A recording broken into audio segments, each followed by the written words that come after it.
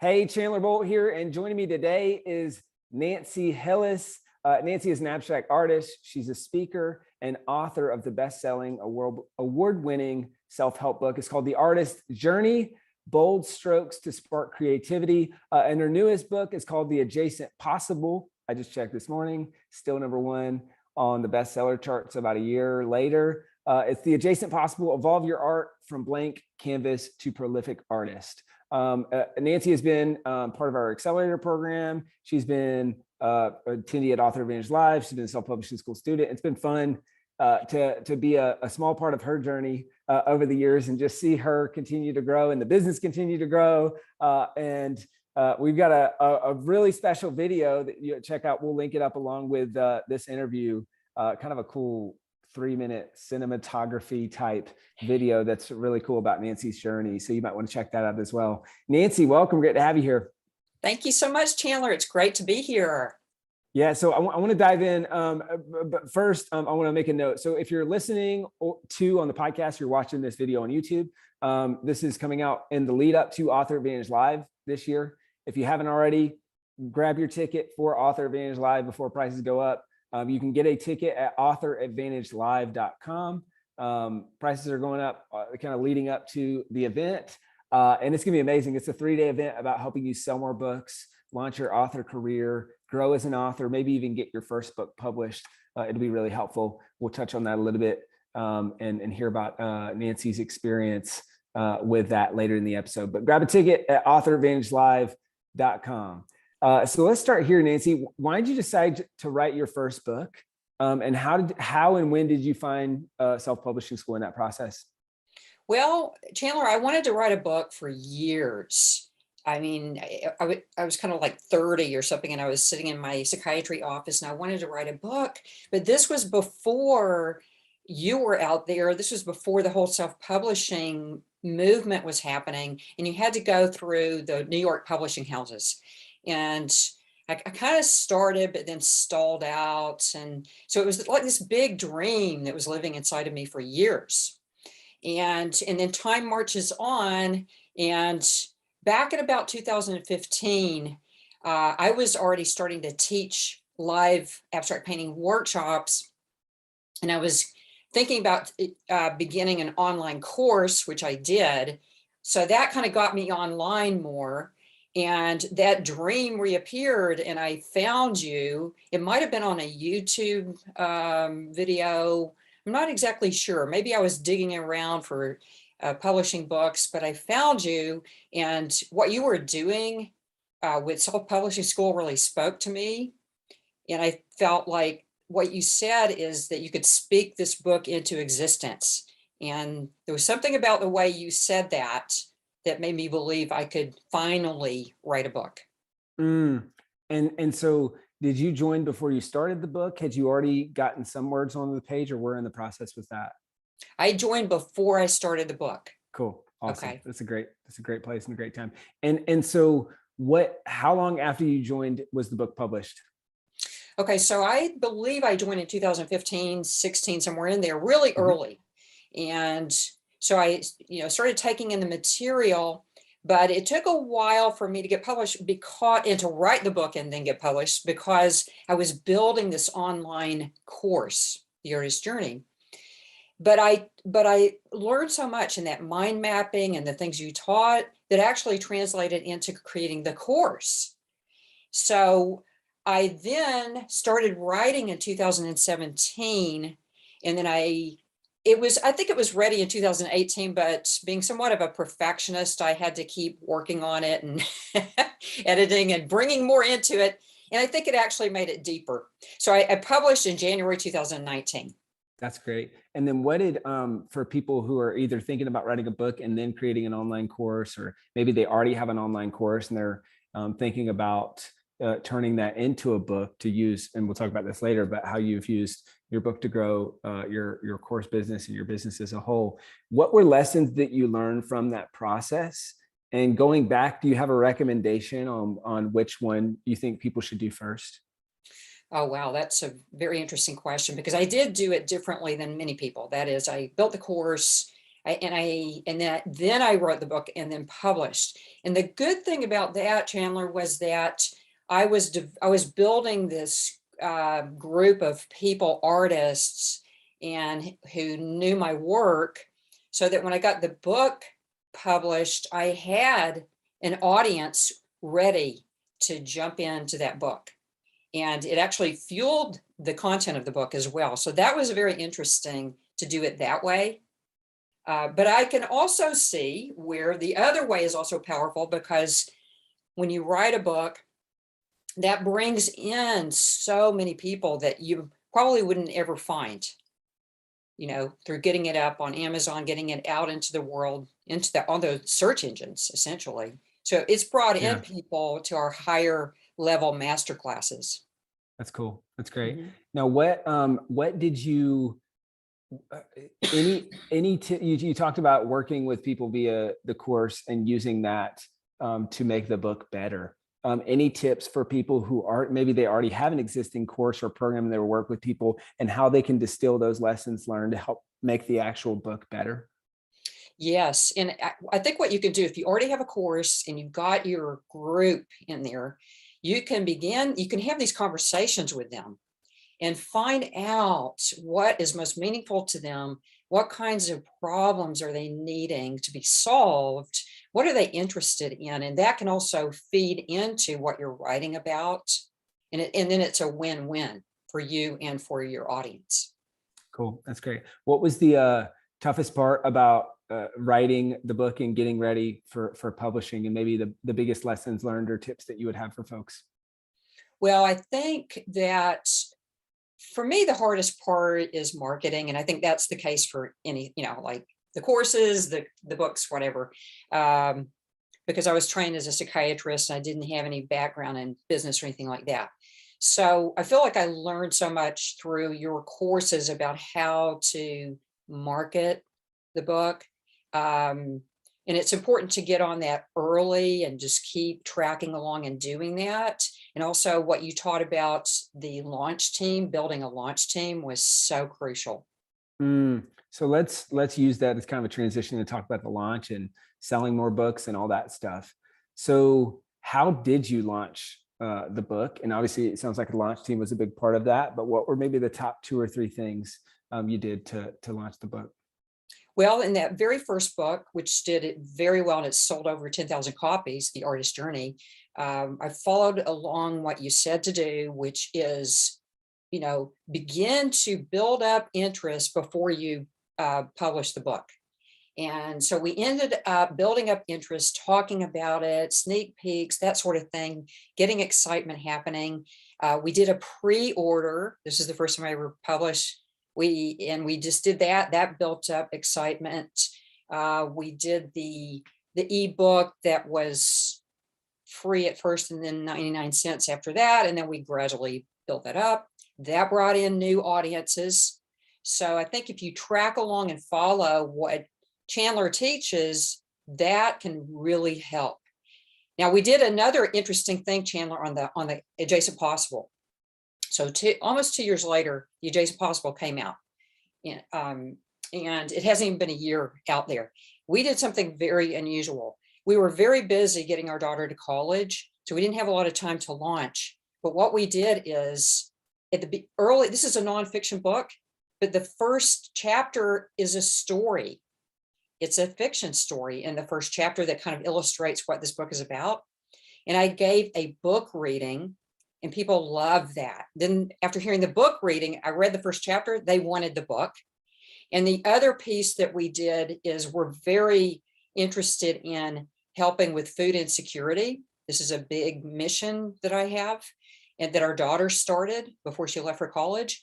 We have a community fridge where it's a give-take refrigerator. We put food in there, people come and get food, and we have people every day doing this. So what we did is we said, for the first 30 days, all the proceeds from the ebook is going to support the community fridge. And so that was very meaningful and powerful for us.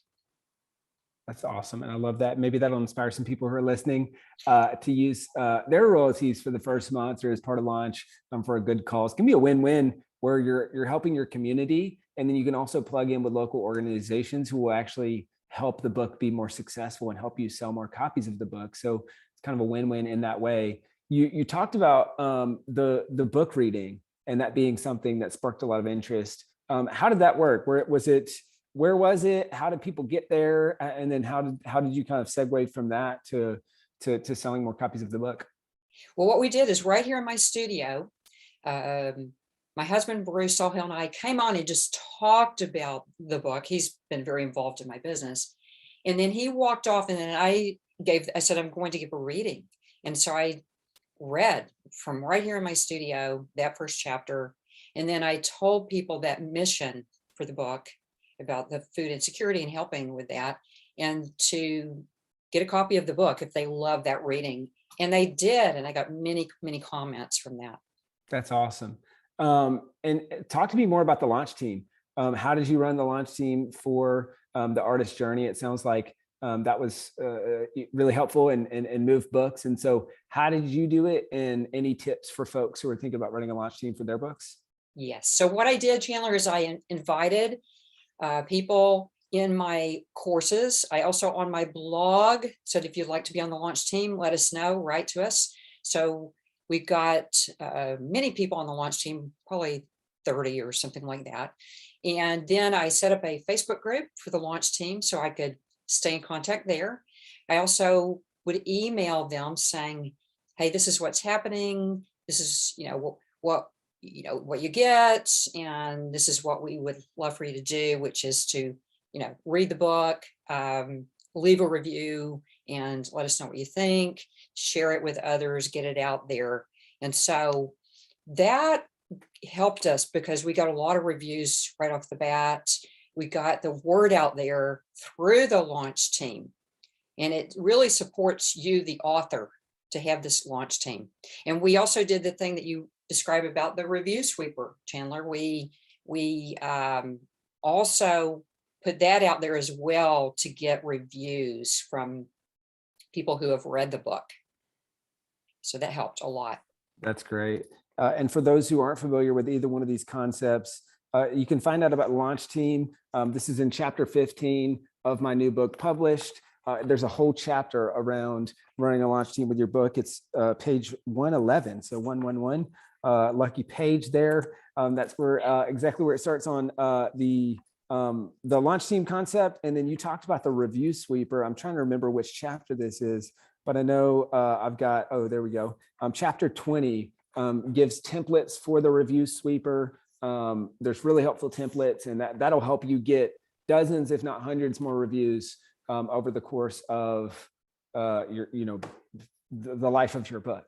And I think it's kind of a secret weapon for getting reviews. Now, I want to come back to, you talked 10,000 copies sold. And I want to come back to some other things you need to sell copies. But first, while we're on the subject of reviews, so as of the recording of this episode, you've got 475 reviews on the author's journey. How'd you do it? Anything that worked well? And I mean, obviously you already mentioned the review sweeper, but anything else that worked well, and any tips that you would share for people looking to get more reviews on your book, on their book? Yes. So that was over time because we've had it published since 2019, but we do the review sweeper. I also get in there if somebody, writes something really nice, I'll interact with them in email. And then eventually ask if they would share that because it'd be so powerful. I talk about, it's kind of like David and Goliath. We're like the David, and the New York Publishing is the Goliath. And it makes a big difference. I think if people understand why this is important, that can help. I've also invited people to leave a little video or picture of them holding the book. And so, any way we can over time, we just ask for these reviews because they're so important. Right. That's great. That's awesome. Now let's talk about sales of that, the first book. So you mentioned the author's journey sold over 10,000 copies in so far, which is just incredible. That's kind of a fun. That's the benchmark on the title of the new book, right? Published from Proven Path to 10,000 copies sold. So I think, Nancy, you're living proof of that. What were the 2 or 3 things that sold the most copies of that book so far? Wow. Let's see. On that book, I think it was, first of all, the buzz, of saying, well, that was the first book I ever published. So that's kind of a big deal. So I think just, kind of building it up beforehand of, revealing the cover. When the book came in, unboxing the book, Oh, we had a party here where I brought in some friends, including my filmmaker, and we had a book party over here, and we showed those little videos. And I also made a book trailer. And then I put pins on Pinterest, with little things from the book, a long pin that shows just the few things that make a 90% of the difference in your art. And so I think it's just this ongoing thing, I think, to keep it out there in front of people over time is very important. That's great. Thanks for sharing that. Yeah. Let's talk the business side of things. So what are ways that the book has helped you sell more courses or helped you grow your business? And you don't have to share this if you don't feel comfortable, but if you were to ballpark, any idea on approximately how much revenue has come in from the books for your business, or kind of on a whole, and just how has that worked for using the book to grow your business? Yes. So I believe the book has been a big part, especially the Adjacent Possible more recently, in driving artists to our masterclass, which is our highest level program. And so I think that has gotten us, moves us further into six figures. And again, that's bringing in people without running ads to webinars and that sort of thing. So they're literally finding us from the book. So I think that we also, derive revenue on the books themselves as well. And so, that would be probably the upper five figures every year. Now we've got 3 books and we're about to publish our 4th book. That's awesome. So, and we've got an audiobook on the first book that too brings in revenue. So it's been a big impact for us. That's great. How does someone go from reading your book to doing business with you? What does that process look like, and how do you make that kind of as easy as possible for them? Yes. So what happens is, so they read the book, and in the front of the book and at the end of the book too, and more recently, we have an opt-in. So we have a book resource library, and in that book resource library are additional, video trainings. There's a podcast on one of them.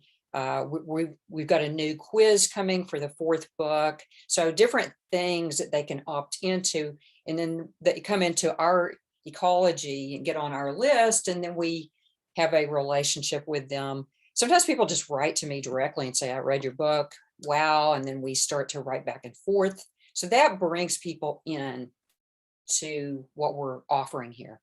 That's awesome. And guys, I'd encourage you to check out Nancy's book, The Author's Journey, or even The Adjacent Possible, and go, you can click the look inside feature and see how she does it.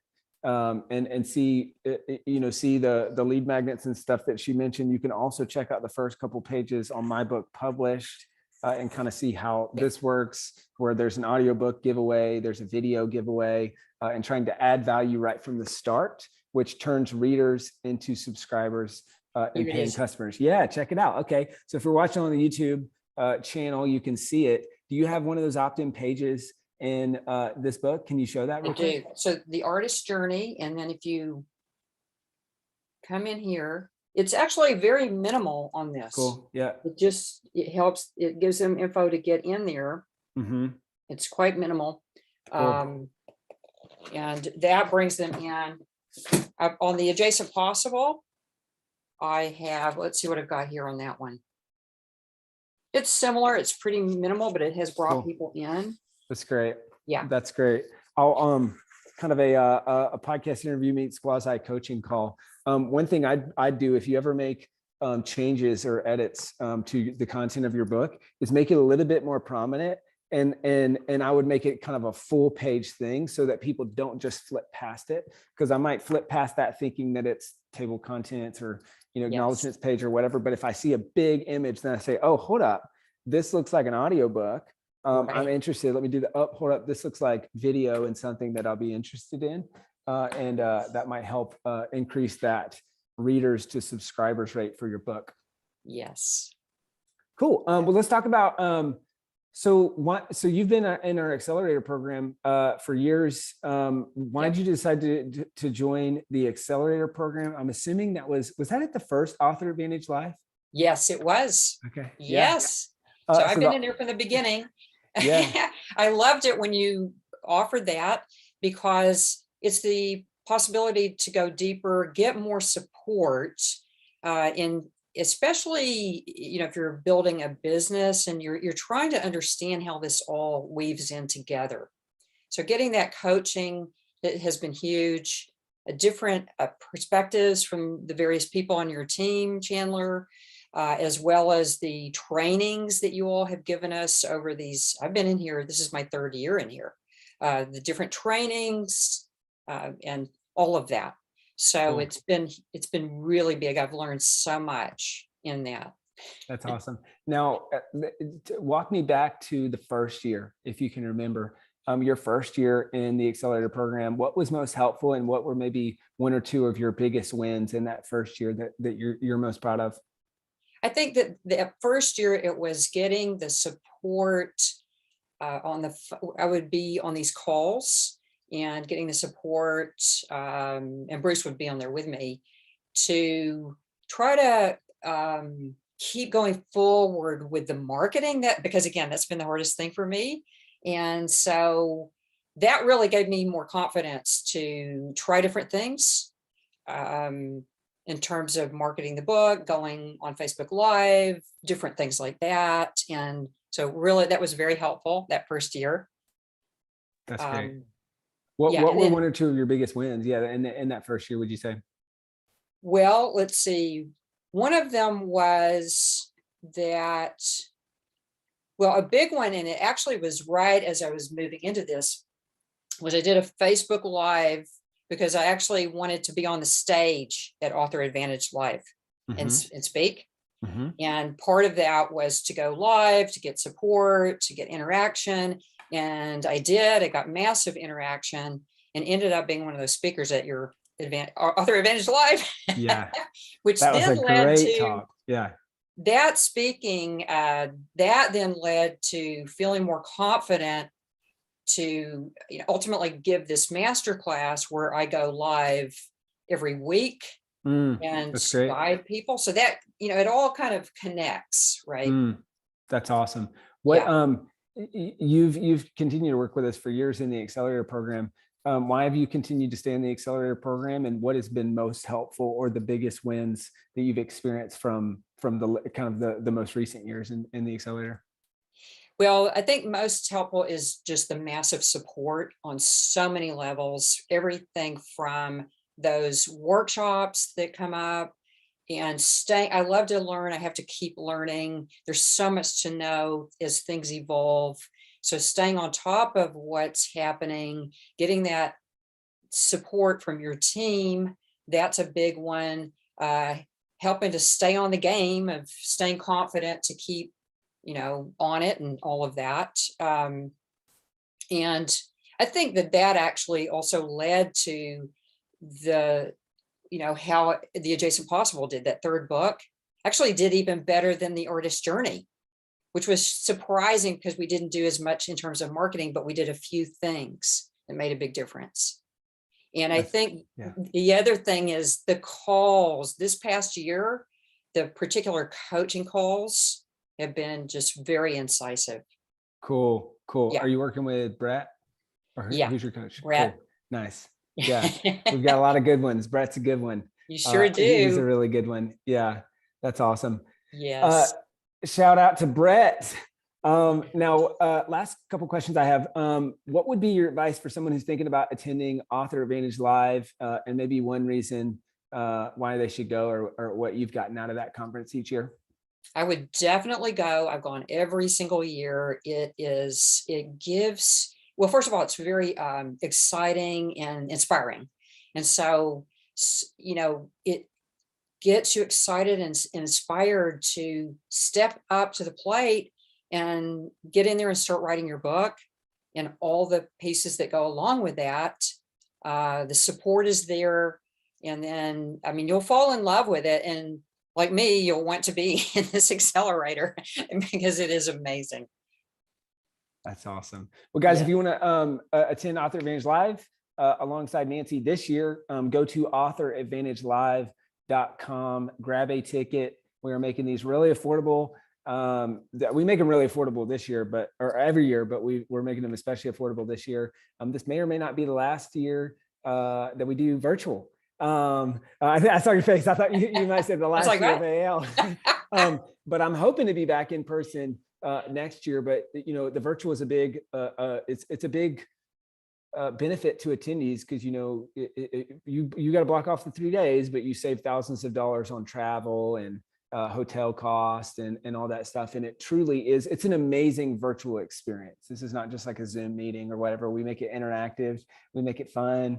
And so if you want to grab a ticket, don't wait, go ahead and grab a ticket right now. authoradvantagelive.com. Check it out. We'd love to see you at the event this year, or if you're seeing this after the fact, just go ahead and grab a ticket for next year.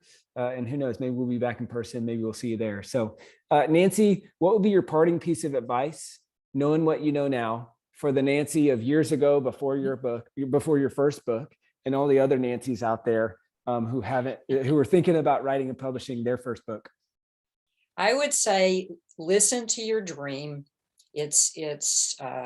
These creative impulses live inside of you, and there's a reason why you have this dream to write your book. It's one of the most profound experiences to write your book, to get it out into the world, and to literally hold it in your hands. It's a tangible thing. And so what I'd say to you is, there's a reason why you have this dream, and you must say yes to it. Finally, now's the time. That's awesome. Nancy, this has been great. Where can people go to find out more about you, your books, your courses, and all the awesome things that you're up to? They can go to nancyhillis.com.